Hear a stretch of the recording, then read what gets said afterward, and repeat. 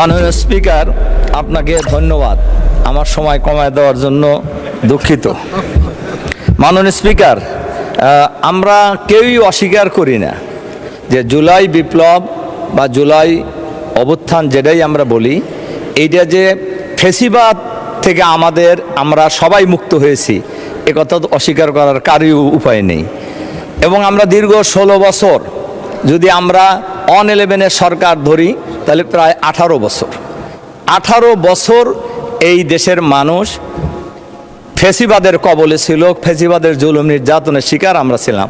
আমাদের মাননীয় প্রধানমন্ত্রী, আজকে যিনি সংসদ নেতা, তিনিও সেই 11 সরকারের জুলুম নির্যাতনের শিকার হয়েছিলেন। দীর্ঘ সংগ্রামের পর যখন ফেসিবাদী সরকারের প্রধানমন্ত্রী পলায়ন করে চলে গেলেন বাংলাদেশ থেকে, তখন একটি সাংবিধানিক সংকট দেশে তৈরি হয়েছিল। অন্তর্বর্তীকালীন সরকারের কথা সংবিধানে নাই, তাহলে সরকার গঠিত হলো কিভাবে? খুবই পরিষ্কার, জনগণের অভিপ্রায়ের ভিত্তিতেই, এই আকাঙ্ক্ষার ভিত্তিতেই এই অন্তর্বর্তীকালীন সরকার গঠিত হয়েছিল। তাহলে বোঝা যায় সব জিনিস সব সময় সংবিধান ছাড়াও চলেছে।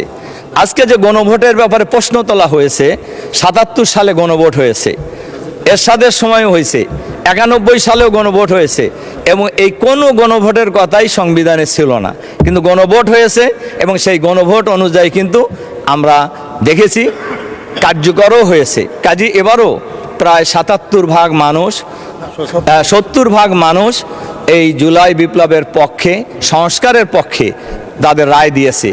আমাদের মাননীয় সরকারি দলের একজন সদস্য বলেছেন যে 51 ভাগ পরিবর্তনের পক্ষে, সংশোধনের পক্ষে মত দিয়েছে। 51 ভাগ শক্তিশালী না 70 ভাগ শক্তিশালী? এটা তো খুব পরিষ্কার, এটা সবাই বুঝবে যে 70 ভাগ অনেক শক্তিশালী। সম্মানিত মাননীয় স্পিকার, আমাদের একজন সরকার দলীয় সদস্য বলছেন আমরা ভারতের সাথে রাইতে মিটিং করি।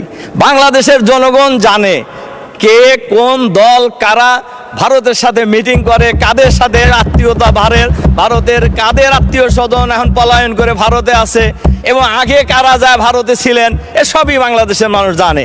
কাজেই এইগুলি বলে আজকে সংবিধান সংস্কারের যে অভিপ্রায় বাংলাদেশের মানুষের রায়, এই রায় থেকে বিরত থাকা আমি সমীচীন বলে মনে করি না। আমরা আজকে যারা এখানে আজকে সরকারি দল এবং বিরোধী দলে ছিলাম, আমরা কিন্তু সবাই এই ফেসিবাদের জুলুম নির্যাতনের শিকার।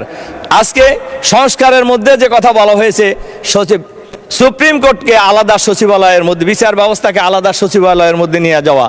দেখেন, আজকে প্রধান বিচারপতি একজন দলীয় লোক ছিলেন, খায়রুল হক। কেয়ারটেকার সরকারকে লণ্ডভণ্ড করে দেওয়ার কারণেই এই ফেসিবাদী সরকার দীর্ঘায়িত হয়েছে। কাজেই আমরা চাই, সবাই মিলেই চাওয়া উচিত, আমাদের সবার অভিপ্রায় আমাদের এই বাংলাদেশ ভালো চলুক, আমরা সবাই মিলেই এই বাংলাদেশকে আগামী দিনে গড়ে তুলব। কাজেই দেশের প্রয়োজনে, সংবিধান তো কোনো কোরআনের বাণী নয়, কোনো ওহী নয়, জনগণের জন্য সংবিধান, সংবিধানের জন্য জনগণ নয়। কাজেই জনগণের প্রয়োজনে সংবিধান সংস্কার করা কোনোই অসুবিধা থাকার কথা নয়।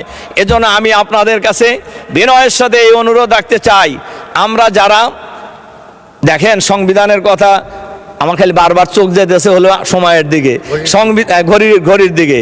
আসলে সংবিধানের কথা আমরা বলছি, আমাদের একজন সদস্য বলেছেনও, আমার এখনো স্পষ্ট মনে আছে, সংবিধানের কথা বলে আমাদের উপর, বিরোধী দলের উপর যে জুলুম নির্যাতন চালানো হয়েছে, দেশনেত্রী বেগম খালেদা জিয়া বলেছিলেন আমরা যদি আবার সুযোগ পাই এই সংবিধানকে ছুঁড়ে ফেলে দেব।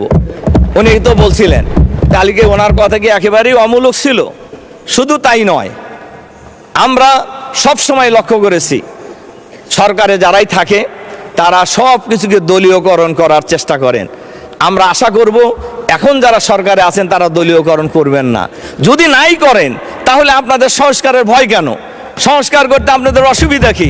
আমরা সবাই মিলে, যেটা প্রয়োজন সবাই মিলে আমরা সংস্কার করে আমরা এই দেশটাকে একটা সুস্থ রাজনীতির দিকে নিয়ে যেতে চাই, যাতে করে আর কোনো ফেসিবাদের জন্ম বাংলাদেশে না হয়, আর ফেসিবাদী কোনো সরকার যেন বাংলাদেশে প্রতিষ্ঠিত হওয়ার সুযোগ না পায়। এই পরিবেশটাই তো আমরা সবাই চাচ্ছি। আমার ধারণা আমরাও চাচ্ছি, সরকারি দলও চাচ্ছে যে